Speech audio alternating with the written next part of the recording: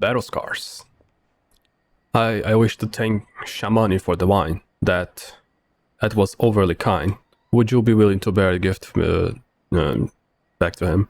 Earlier today, that at Red Mantis Falls, I collected a sap of nearby palm trees. If placed in coconut shells and stored in a few bells' time, it will make for a fine wine. See, it should be ready by now. I left 3 shells out there. Please take them to Shamani for me. I'm glad he's moved on with his life. I hope that one day I'll do the same. I hope to one day do the same. Bro, I like these guys, man.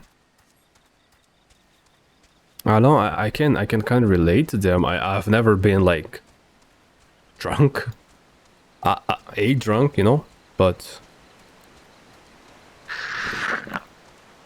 I can understand not really knowing what to do with your life. Let's get the palm wines. So the shaking of the river makes for the wine, is that it? That's interesting.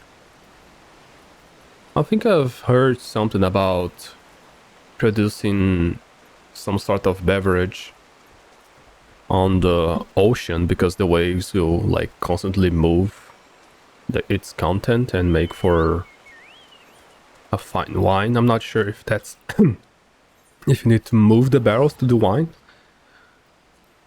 but I remember seeing that.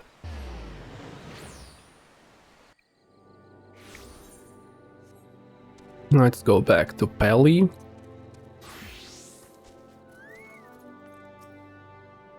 It's been some time, Rusey. What news you have of the rest? Ah yes, I recall. He did have some knowledge of winemaking. A simplistic but nevertheless effective method that utilizes natural properties of the palm sap.